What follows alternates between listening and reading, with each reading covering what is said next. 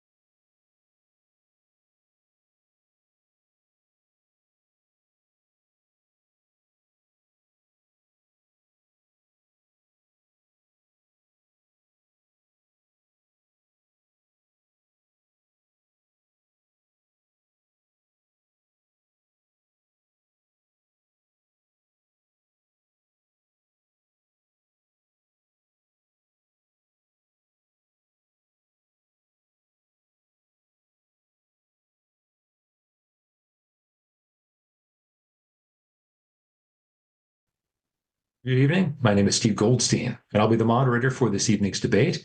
The Citizens Clean Elections Commission is the sponsor of this event. As the state's voter education agency, Clean Elections is the official sponsor of Arizona debates, so voters have the opportunity to hear directly from the candidates, ask questions on the issues that matter most to them, and vote informed. Voters that are watching this debate live, you can submit a question at any time by one of three methods. Either email debates@kc-a.com. That's debates@kc-a.com. By texting 408-840-8350 or by calling 480-937-1253. We may not get to all audience questions, but we will do our best. Tonight, we'll be hearing from the City of Scottsdale's two mayoral finalists, and this next paragraph is directed to our candidates. You'll have 1 minute for an opening and closing statement, and up to 2 minutes for a response to questions. We're encouraging an open exchange of dialogue between opponents, so if you feel the need to respond to another candidate's comments after they conclude speaking, you may do so.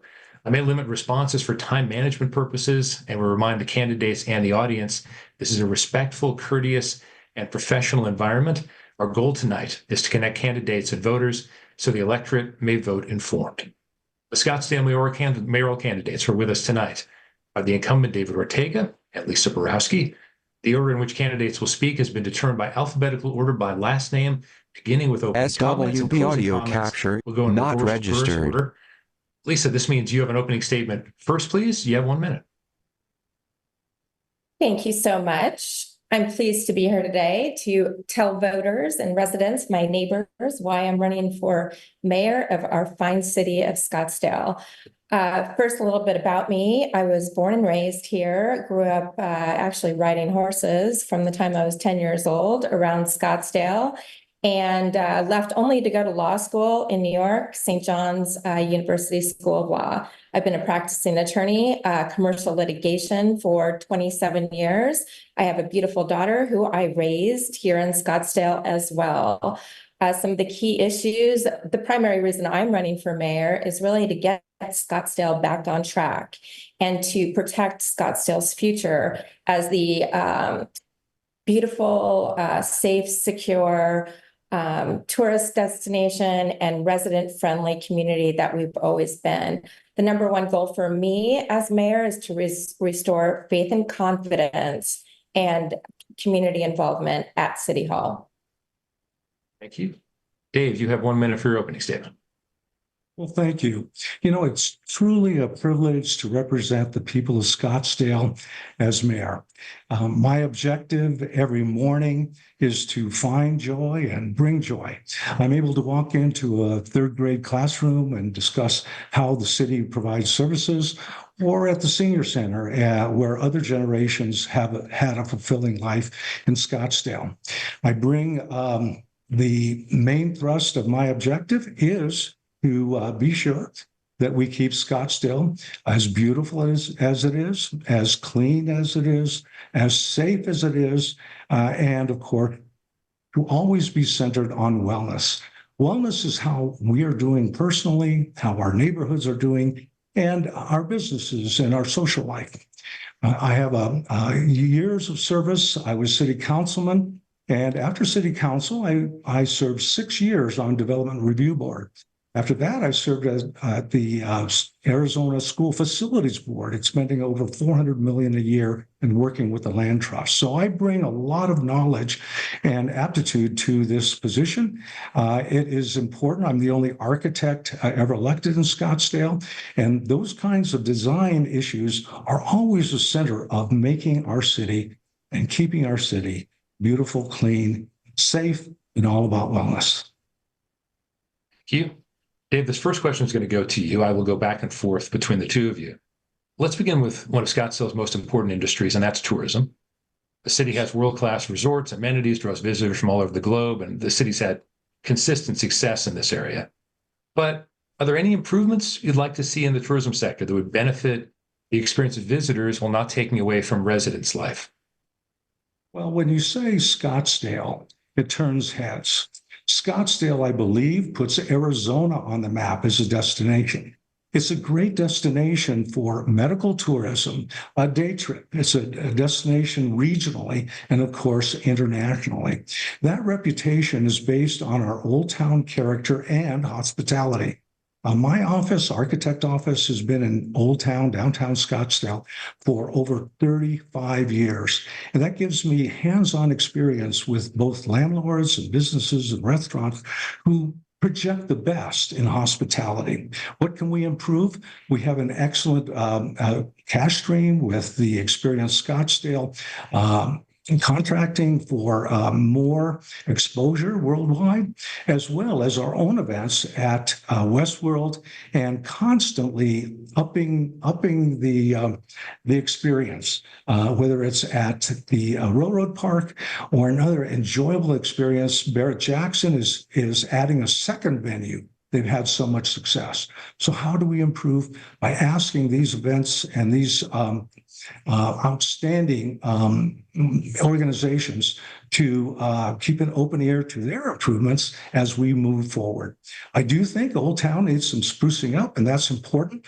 As an architect, I've designed over 8 or 9 major corners, and that's the way we make postcards that create Scottsdale as a memorable experience. Lisa, can we talk about tourism, things you like and things you'd like to see improved?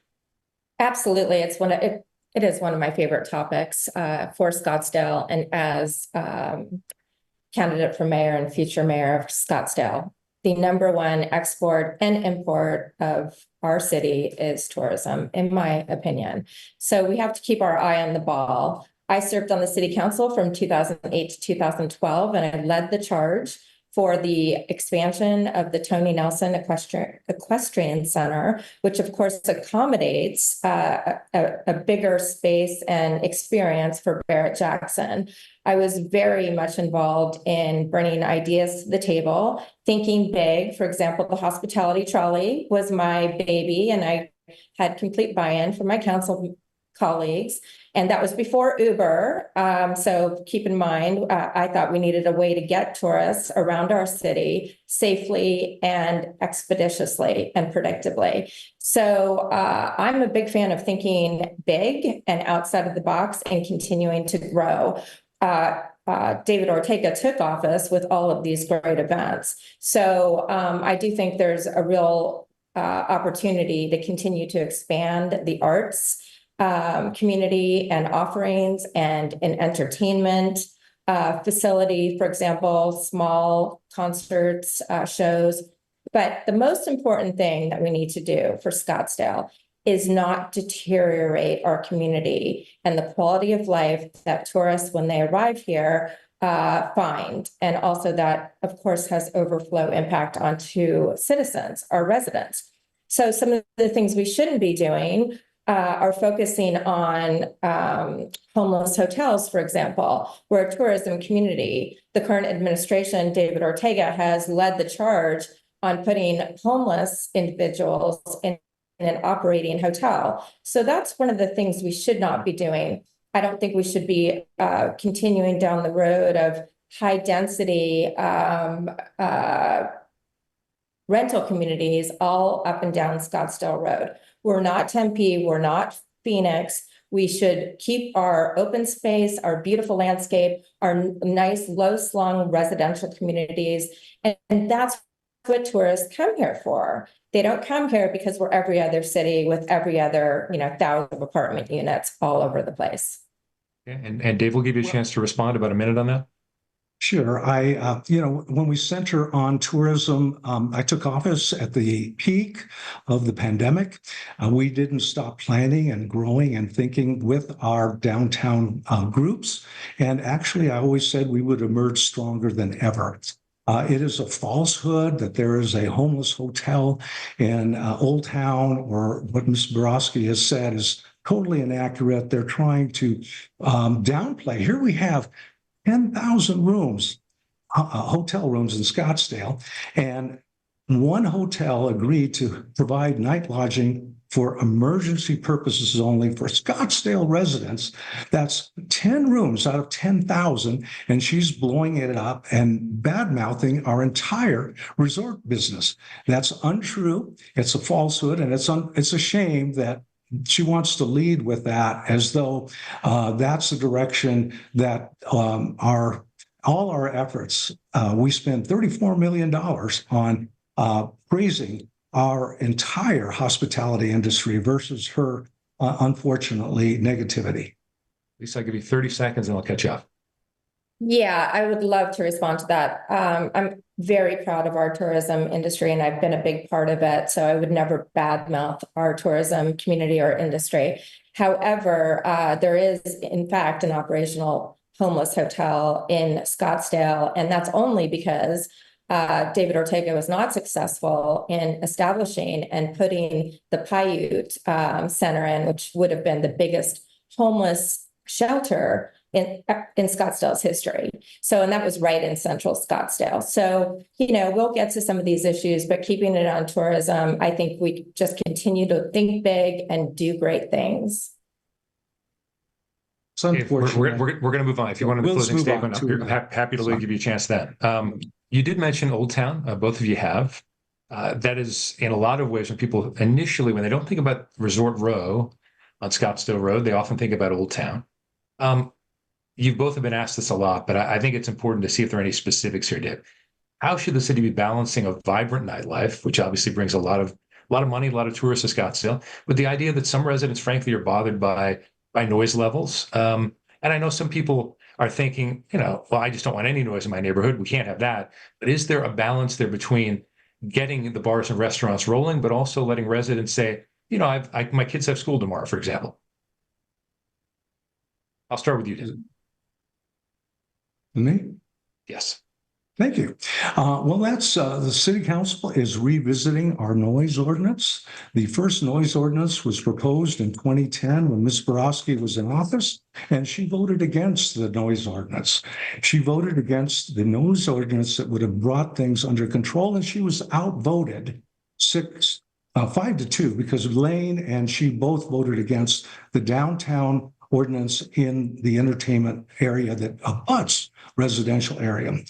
Then the next issue was funding the police to enforce the noise ordinance. This is a matter of record. It's all on TV. Ms. Borowski once again voted against funding the police. They needed $80,000 for decibel counters and all that to do their job. And she was outvoted again. So her record clearly is she voted against the police to have the tools to enforce the Oldtown noise ordinance. And at the same time, her family owned a bar in that area. So that's a conflict of interest, but it tells us resoundingly that she's not purporting to support the people that live nearby. We are revisiting that ordinance. My council is stiffening all the criteria, and we're going to get it done. Ms. Borowski was dragging her feet. Lisa, obviously, give you a response on that. So I feel like he didn't answer the question, but what to do about I'm going to go back to him and give compatibility between, but I'm going to answer the question. Okay. When I was on council, 2008 to 2012, I worked very closely with the hospitality community, the entertainment district. And so one of the things, and since he touched on noise ordinance, one of the things that I believed at the time, and I stand by today, it's kind of a gimmick, if you will. As someone reports the noise, police spend a lot of time, our public safety have really big things to be doing, chasing down a high base level when they can turn it on as soon as they see the police, or turn it down, excuse me, as soon as they see the police coming, I think is not the most effective solution. What I do think is the most effective solution is having a collaborative approach in Oldtown with the residents, bringing community together. And it was highly effective for me when I was on the city council, having to call, a direct line to each one of these individuals that own and operate these entertainment. The entertainment district is a big part of our draw in Scottsdale. So, and we successfully brought the residents and the entertainment community, the providers, the bar owners, the restaurant owners together and created really a very cohesive situation. So I believe that there's a place to do that and a way to do that, and I've been successful at doing that. This is the same thing as having a noisy VRBO next to the neighborhood, right? I think that you just have to find a collective way to have a neighborhood watch, a downtown entertainment district, kind of a group, a panel, if you will, where they're all responsible to each other as owners of these establishments. And it worked very, very well when I was on council. Dave, I'm going to ask you And one I would specific add to follow-up. that I'll give you a chance. Let me give you one specific follow-up, though. Under my term, yeah, okay, go ahead. Under my term, we added all the sensors that were not in place. So all the sensors will be able to monitor. It's not just an honor system, but I do work collaboratively with the Scottsdale Hospitality District people, and they are responsible. And that's because we call them to task. And it's a good thing to have a great communication back and forth. So I do support that, and I do support revising the ordinance that's long past due since Ms. Borowski left office. Well, Dave, here's my specific question for you. And that is when Lisa says people can just turn the sound down when they know police are coming. Do you think that's a valid point or no? Well, the problem there is that they rely on an honor system.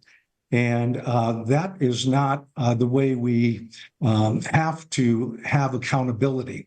So that's why we have our own decibel readings, and our people chasing around when the management can do that themselves is important. So that's why we are dialing down the decibel level and holding people accountable. Because I continue to receive complaints, and those will continue. And I believe the cooperation, having somebody peek in the door from time to time is not a good use of our resources. We also have security questions and safety questions. Lighting was very important there for people's security so they can get in and out of that area. So those are the larger issues, and we can measure now the decibel levels and call them into account. And by the way, back to short-term rentals, many of them are putting decibel readers in their short-term rentals to tone that down as part of the policing. Lisa, that's actually a good segue. I wanted to move on to short-term rentals. And that is almost every question I ask is going to be prefaced by the fact that Scottsdale is unique. It's a place that almost any Arizonan would want to live. So we start with that. The idea that Scottsdale is different and special in a lot of ways. Have short-term rentals affected that in a negative way? So-called party houses, does that concern you? Would you like to see more legislative restrictions on it? Or do you feel like this is kind of a balancing act? Well, the state legislature has spoken on this. So the city's hands are tied with respect to regulating them more so than the state statute allows, okay? So what I believe, there are probably 10% of the population of VRBO renters, STR owners, that are what I would refer to as bad actors. I think we need to establish either a subsection of public safety or code enforcement that is actively focused on the short-term rental issues. I believe that we need to increase penalties significantly on a dollar, a monetary level where it really impacts the property owner as well as the visitors. So I think that it's more important to be assessing the fines against the property owner because they're the ones that we actually would have jurisdiction over to collect on that.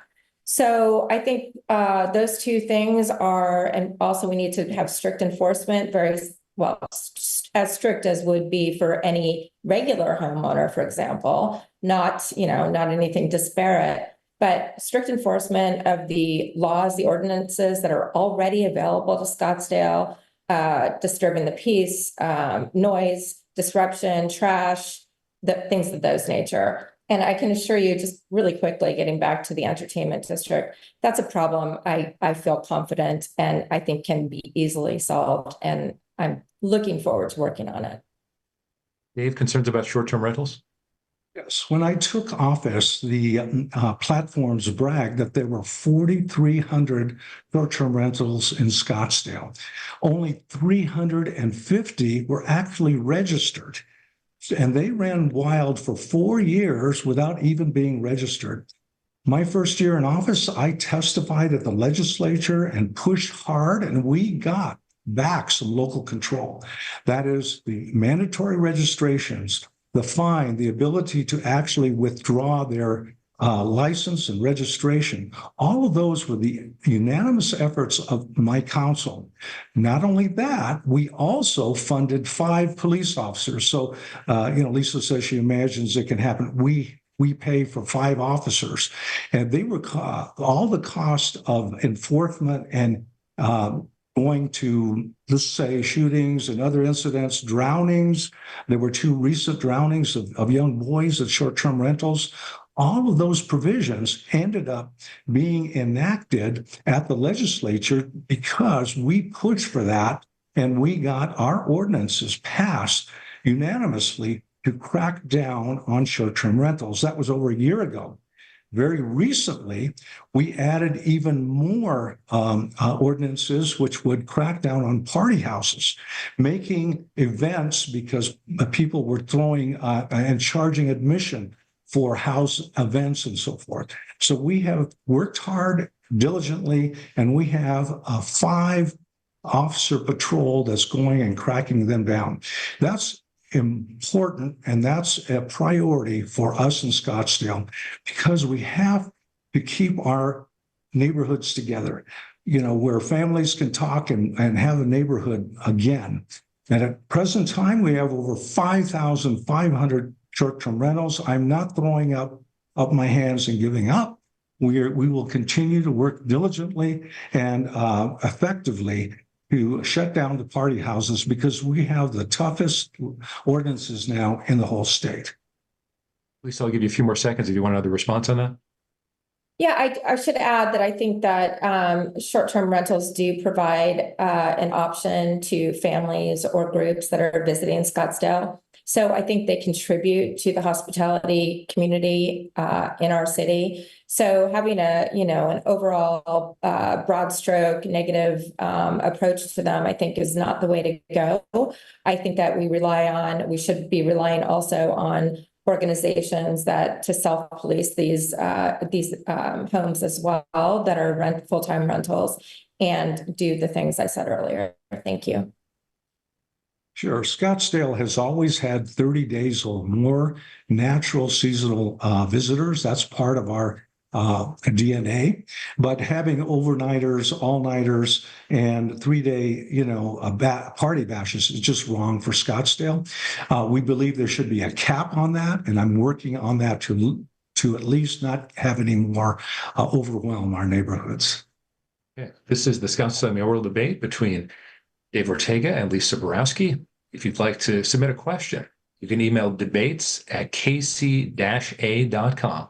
That's debates@kc-a.com. You can also text us at 408-840-8350, or you can call in a question at 480-937-1253. We should have plenty of time if you have any contributions. Thank you. Dave, I'm going to go back to you on this one for the first part.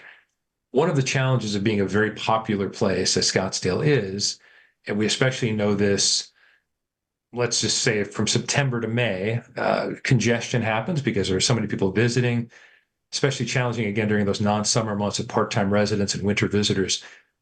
What is or what should Scottsdale be doing to relieve some of that congestion on the roads? Well, Scottsdale built our reputation on major events. We hold the largest events in the world. That would not be possible without excellent police and fire, work with Homeland Security and so forth. It is true that we get jammed up during the season, and it's expected, and that's part of our seasonality and charm in Scottsdale. We have spring training.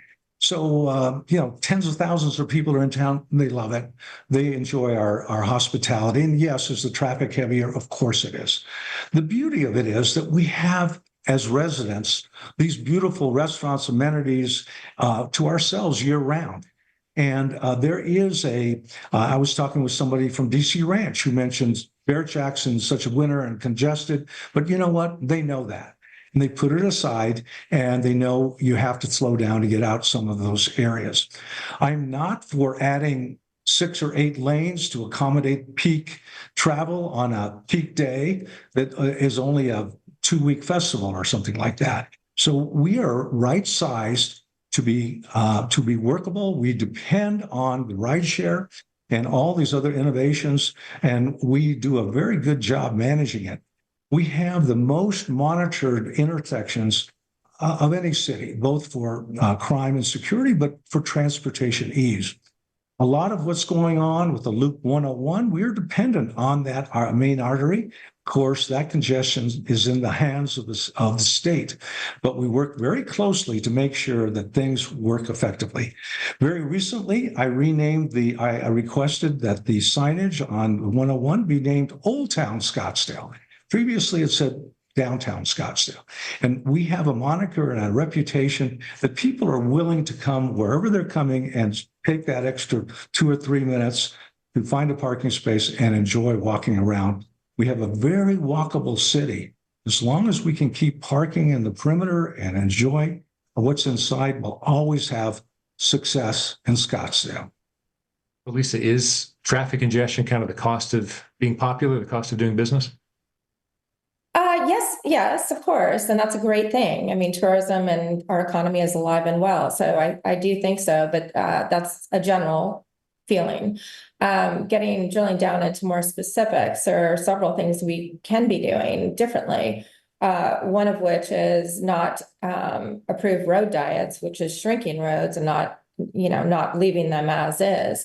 And so that's a big issue that citizens have been really not pleased with.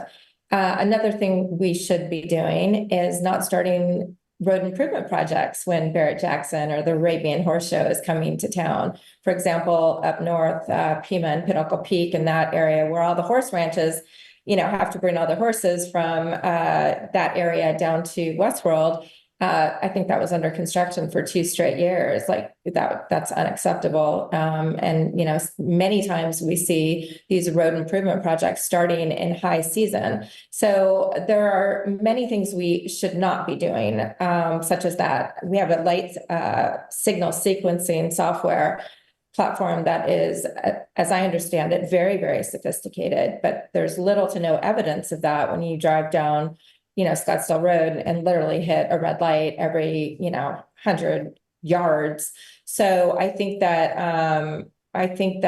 there are better ways to approach that. I also think in order to relieve traffic from north to south from the far north part of our city, there's an opportunity to perhaps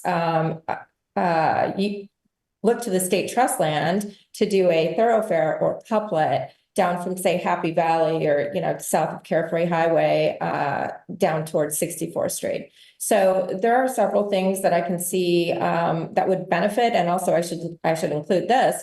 How about just fixing basic infrastructure in Scottsdale? The potholes and the deterioration in our infrastructure is not helping. Dave, response to that? I will add that we have a very good transportation commission, and we have skilled engineers, and we have roadways that are on 5-year renewal plans, and no one's left out. And yes, there's been a lot of rains and potholes, but one thing to remember is we import about 120,000 jobs and people a day. And that means that regionally, everything has to fit together. When someone needs to come from the airport, it's important that they have a quality road and experience to get here.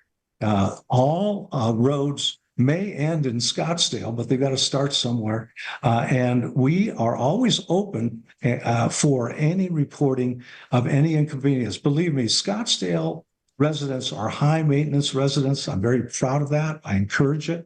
And they are on the spot when need be. And they can answer any of Ms. Borowski's questions. And the generality is putting, again, down what we have. The improvements on Pima Road are part of our regional transportation plan, same with Scottsdale Road. And these all fit together to get people to and from our events, to and from work, school, and et cetera. Did want to follow up with Lisa's point, and I don't have it in front of me. Lisa, I'm trusting you on this, that when there are some of those big events going on and you have more visitors in town, are there better ways to plan that? Or in some cases, Dave, are these projects taking a long time? Because I know when you've got Waste Management Open, you've got Barrett Jackson going on, the years where we have a Super Bowl here, there are all sorts of things going on, and obviously that happens. Is there enough planning going on as to when some of the infrastructure improvements are being done? Well, I can answer that question because, some of the off ramps and so forth, there's a 2-lane expansion of the 101.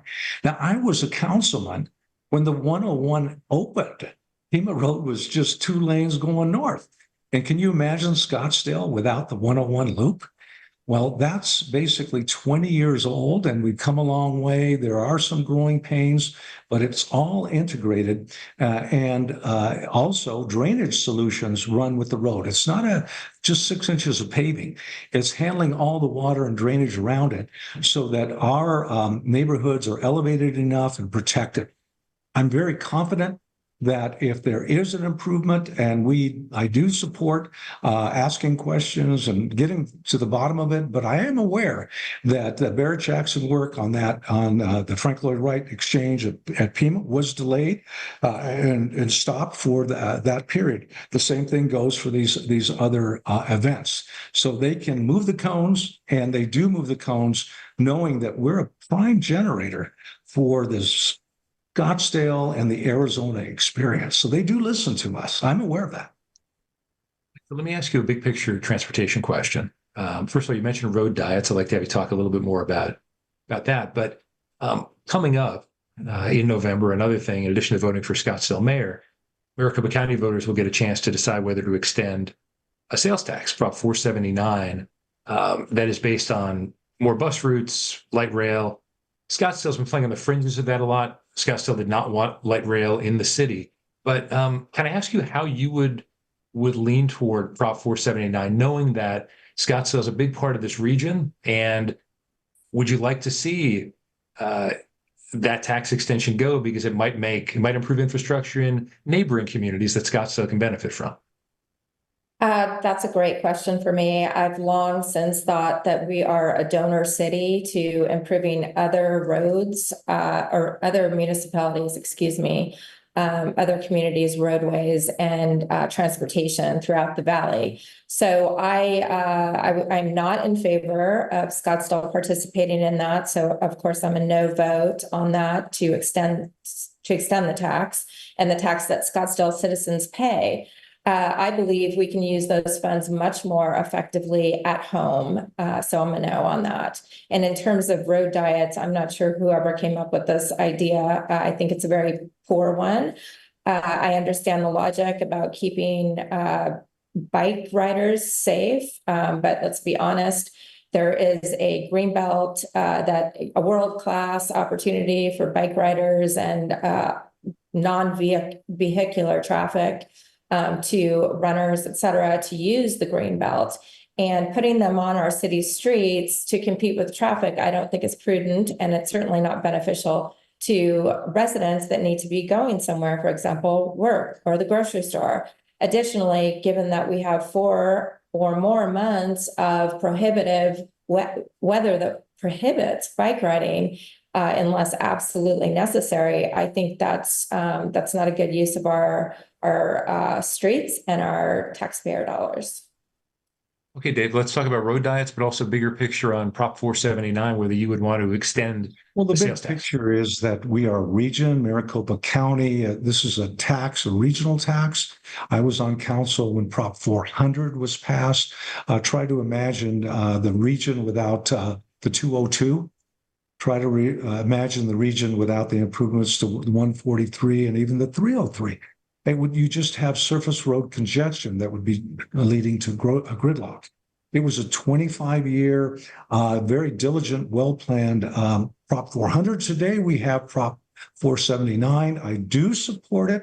I do not support light rail. I never have supported it in Scottsdale. It's never been a component because it would destroy a lot of our old town by widening and straining the merchants in that area. There are upsides. We are part of the regional transit bus system. You will see the buses leaving from Scottsdale heading to Chandler. You will see them heading to the West Valley and so forth. So that is interconnected. As I mentioned before, all of these supplement our needs to get our visitors here back and forth safely, as well as our workers in our hospitality, high-tech, medical, and all those areas. We are not an island. You can't just chop off. They have to be contiguous. Finally, as far as road diets, so-called relining, we're not changing the widths of the roads, and this has been ongoing. I believe Mayor Manross, there was 4-mile lanes that were restriped. Under Mayor Lane, there was 4.5 miles restriped.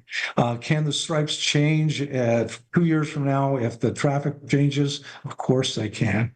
And, there've been less than around 3 miles during my term. That is all filtered by our transportation numbers taken on site and our commissioners. I am not in favor of all of those listed under a transportation plan. I'm not in favor of several of those, but they will come forward one at a time, and I would look at them when they do. And I would say 2/3 of them I disagree with myself. So we look at empirical number. Safety is important, and that is paramount for us. When I was at State of the City last January, I called for no fatalities, no bike fatalities in our city. And so far, we haven't had any. Think about that. The consideration for every mode of transportation can work. And there are many people that actually rely on a bicycle, good weather or not, to get to work. Lisa, quick follow-up if you like. Yeah, quick follow-up. Well, he just mentioned that he doesn't agree with 2/3 of those, but yet he voted in favor of the entire plan to accomplish those. So the second thing I want to say is he just said you can change the stripes in 3 years, but as I understand it, if you are accepting the federal funds, which these programs are based on, these projects are based on accepting the federal funds, and you cannot put them back as regular lanes for 10 years. So those are 2 points of contention that I would have there. And that's all the follow-up I have. Thanks. And just to be very quick clear, response, very quick. All roads are resurfaced every 5 years. So there's an opportunity, and that has a cost to it. And that there's an opportunity to restripe it every 5 years. So if I said 3, I misspoke, but they all have to be restriped, and they'll be evaluated as they go. We have a viewer question. Dave, I'll start with you on this one. As the viewer phrases it, why are so many large apartment complexes being approved as this burdens Scottsdale's infrastructure? Well, I asked that question and I demanded an answer when I ran for mayor 4 years ago. And what happened is that the previous administration and councils, and Ms. Borowski was part of them, approved massive density and massive heights.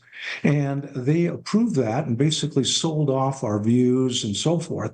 And before I took office, 23,600 apartments were approved by Ms. Borowski and the previous council.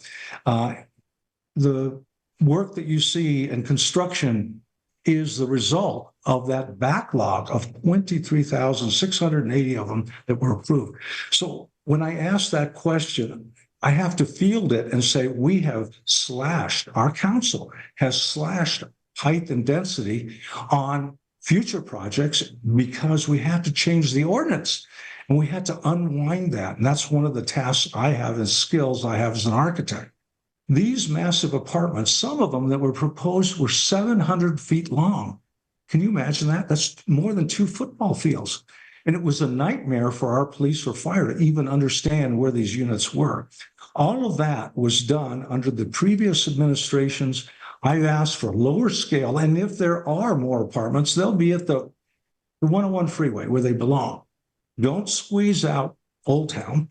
There was a project called Southbridge that would have put another 1,000 of them right on our doorstep and wiped out Fifth Avenue. I fought that. We eliminated it, and I will continue to work with an agreeable council to slash the height and density so that as they come forward, they will be away from Old Town and back against whatever 30, 40-foot highway where they belong. That's where the jobs are. Okay. And Lisa, do you feel like this burdens our infrastructure, as our viewer says? Definitely. I just want to comment on a couple of other things. I think the apartment complexes, the high-rise apartment complexes, which the number that David Ortega throws out is just incredible. It changes all the time, like many other statements that come directed at me. During my council term, 2008 to 2010, it was the Great Recession. We had no apartment projects coming through. So I believe, I voted in favor of a couple of them, one of which was Sonoran Village on Camelback that replaced a dilapidated orchid tree that had been vacant for probably a decade. I would do it again in a heartbeat. And very few apartment projects came through on our watch. And I'm not sure to what he refers when on preceding councils, any councils, including the one I served on, that's when all the views got blocked. That's simply, not the case. There's been an uptick in apartment approvals ever since 2012, significantly. That's easily documented. But I have to point out, David Ortega really led the charge on blowing the cap off height and density in Old Town by instituting the emergency clause to pass the waterfront towers as an emergency, which prevented our residents, voters, from referring that. This was during his term on council, from referring it to the voters to overturn the council's decision. Based on that, he made the motion for that, to use that, and it was done. Based on his action, back then, the state legislature actually did away with the emergency clause for such a use. So he set the stage for that. The other thing that we all need to be aware of, David Ortega has approved the two most massive, most dense, largest apartment complexes in Scottsdale's history. So if there's anyone that, should be held responsible for this, he's on this debate. Dave? Ms. Borowski, you seem to have lost count in 2 years, and it's factual.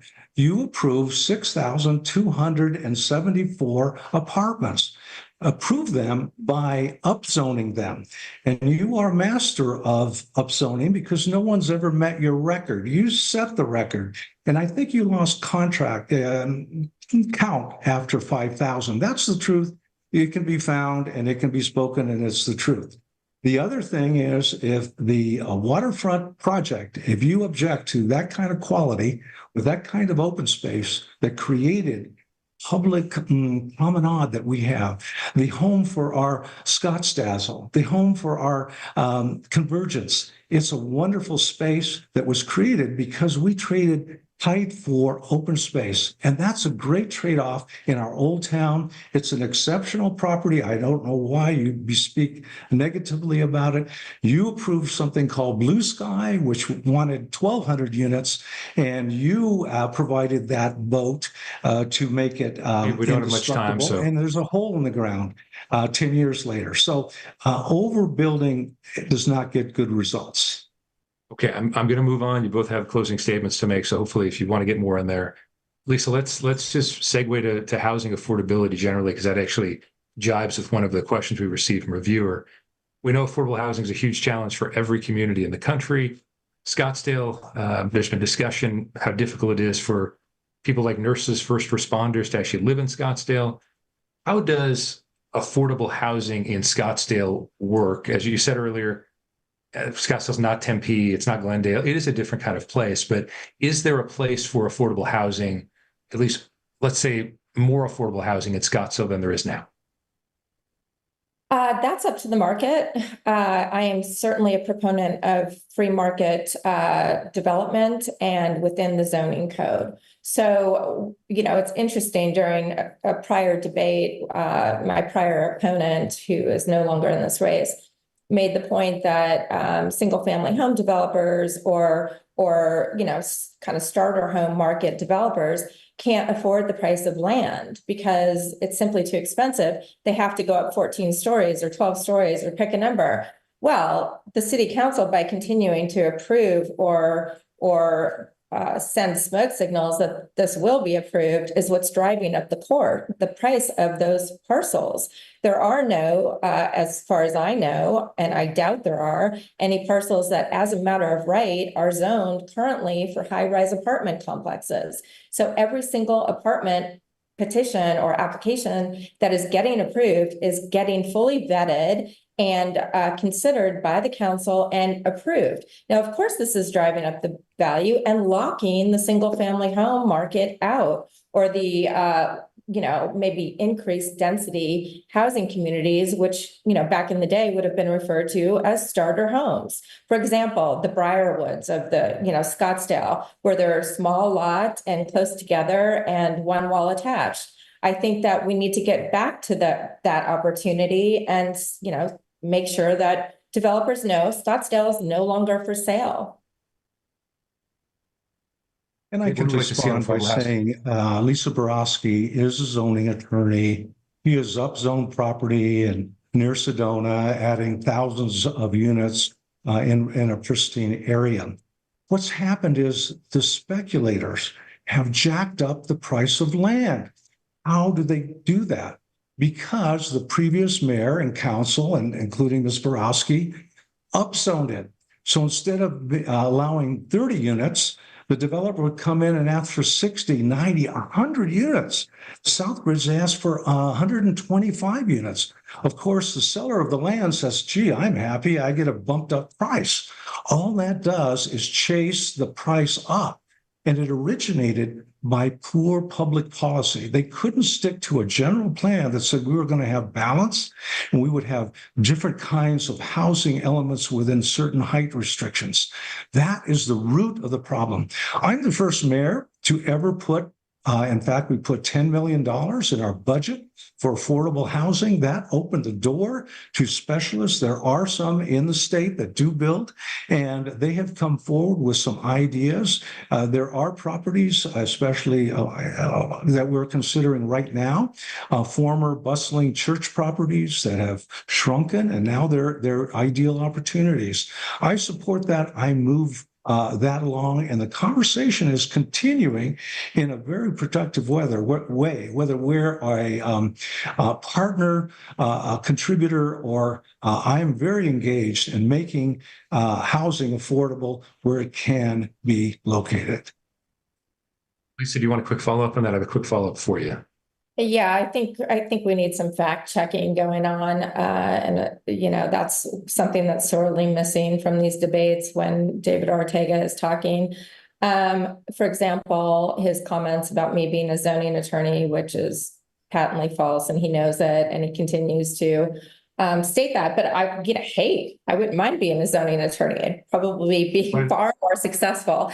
In any event, I do think that the affordable housing issue and what he's referring to, the $10 million that's earmarked, I believe he's referring to the Bridges program that is for continued homeless accommodation expansion.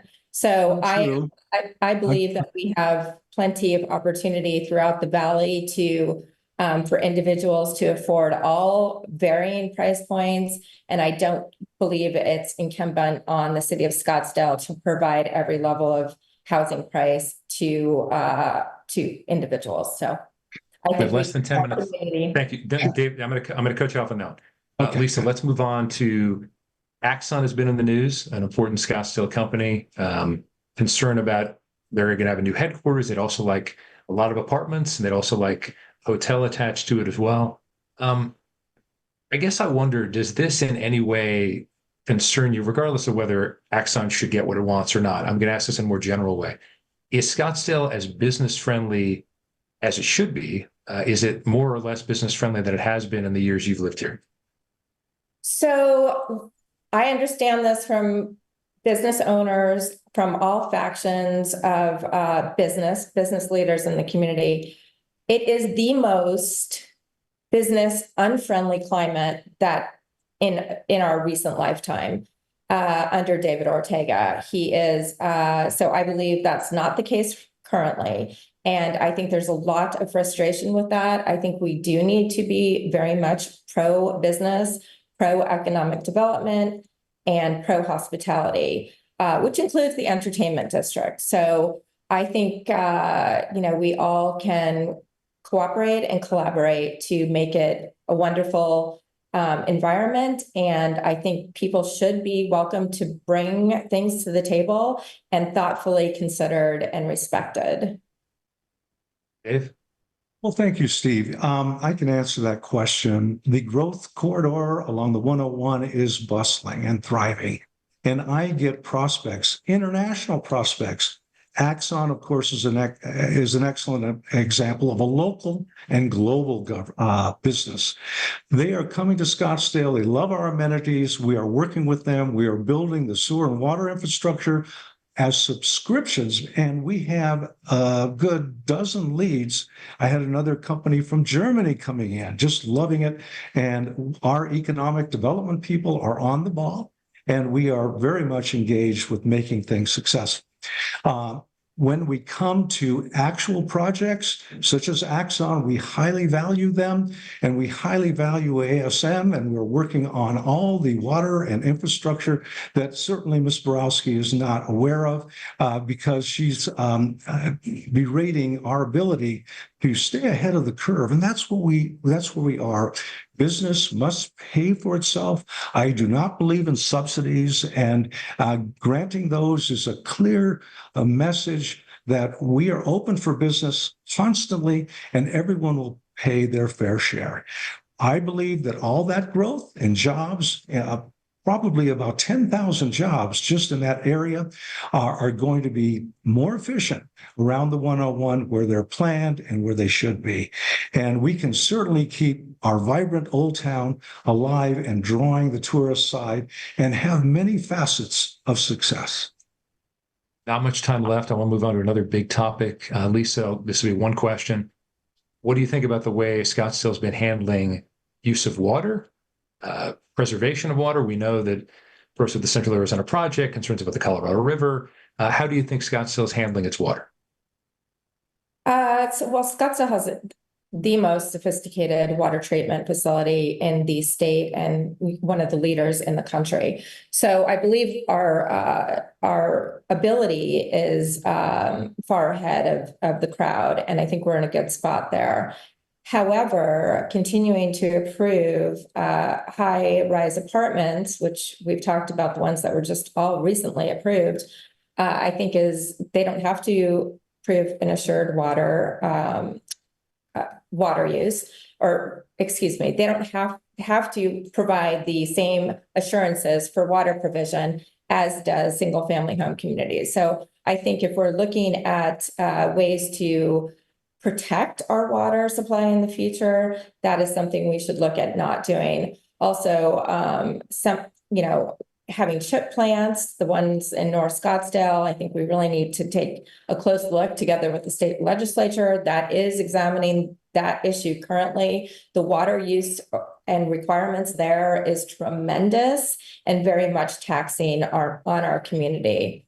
So I think that there are plenty of things we can be doing. Residential use is not the issue. It's the other uses that are going on wastefully. For example, the high-rise apartments and chip manufacturing plants.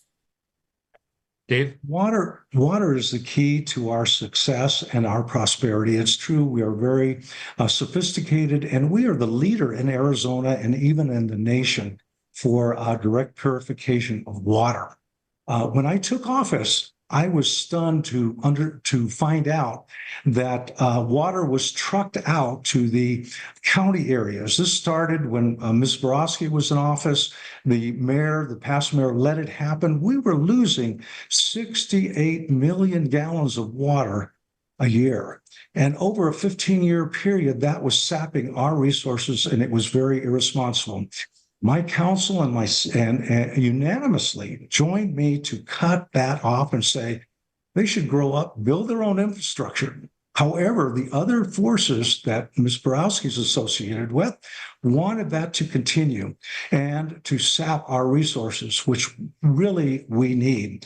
Over 10 years, we've lost 1 billion gallons of water needlessly, which could have been recycled and stored in our water bank.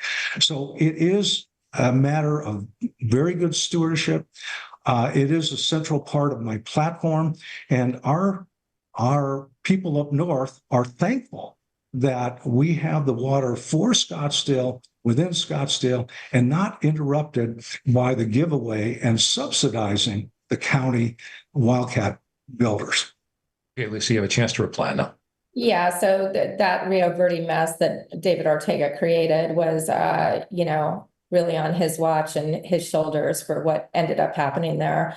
We're a neighborly city, and when the small builders and small residential community of Rio Verde sprung up, decades ago, it was the right thing to do, and I stand by any decision that was made in that regard. So what he's referring to is such a minimal impact on Scottsdale's water, and the problem could have been resolved a lot easier than it was had David Ortega not diverted the conversation into getting his way and fighting with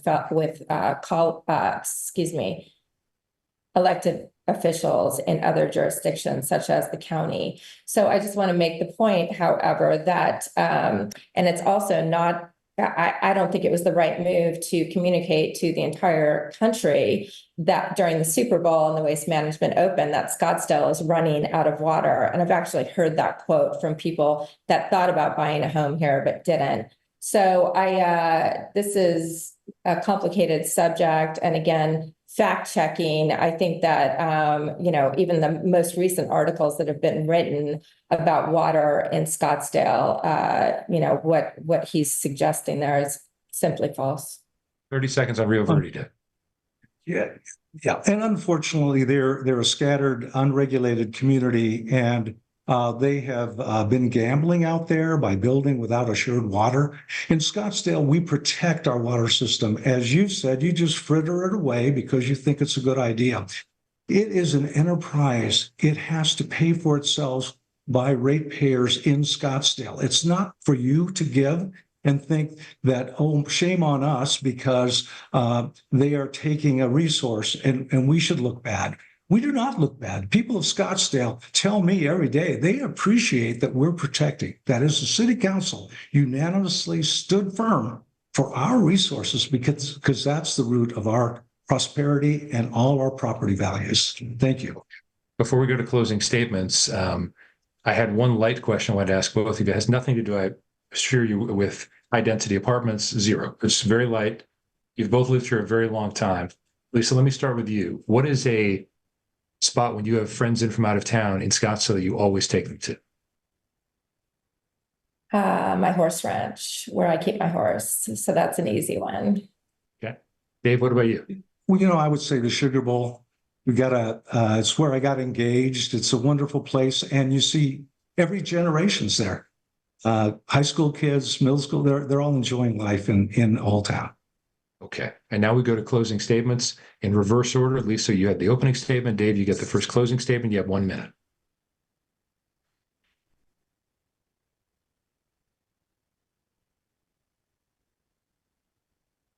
Ready? Yep. So, and in closing, thank you very much for hosting this lively debate. Scottsdale shaped me as a father, as a businessman, as a business owner, as a volunteer in church and organizations in Scottsdale. It's truly a privilege, and it's a full-time job being mayor of Scottsdale. I thoroughly enjoy the role. I bring an expertise that's necessary, and I'm able to, let's say, bring facts over fiction, because there are other forces that tend to try to interrupt or make disparaging remarks about Scottsdale. Our water, our police and fire, we have now added a Scottsdale ambulance to that repertoire of public safety. These are improvements that we've made over the last 3.5 years, and there's more to do in the next 4 years. Thank you. Thank you so much. Lisa Borowski, you have a closing statement, please. Well, there are a couple of key things. Thank you for having me today. I really appreciate it, and to all the viewers. There are a couple of key issues that we didn't talk about. One, the importance of reining in the reckless spending that's going on at City Hall. And that there's a couple of aspects to that I'd like to briefly discuss. David Ortega tells people he has lowered taxes when in fact he has raised property taxes have increased by almost 10% on his watch and under his administration. Additionally, they brought forward, David Ortega was leading the way to bring an additional sales tax to the voters in November. And that led to the city being sued by several residents. And the ruling came down today that, in fact, just as I had said all along during this campaign, that the ballot language was false and misleading, and a number of other objections I had to it, but that was a critical one. And the Court of Appeals just agreed and enjoined the city from putting that ballot measure on the November ballot. So, and add that to, one of the things David Ortega brought seconds left. was, I'm sorry, what? Just about 15 seconds left. Okay, well, I can tell you on my watch, there's been several legal problems that have come the city's way and wasted taxpayer dollars. I will ensure that we do not continue down that path and we get back to what Scottsdale is all about: friendly, listening to residents, and inclusive of opinions. Thank you. That concludes our debate. Thank you so much for taking part, David Ortega, Lisa Borowski. Thank you so much for participating. To voters, we thank all of you who took the time to watch the debate and inform yourselves about Scottsdale's 2 mayoral candidates before the November 5th election. We encourage you to visit azcleanelections.gov. That's azcleanelections.gov for official, accurate voting information. I'm Steve Goldstein. Thanks for watching.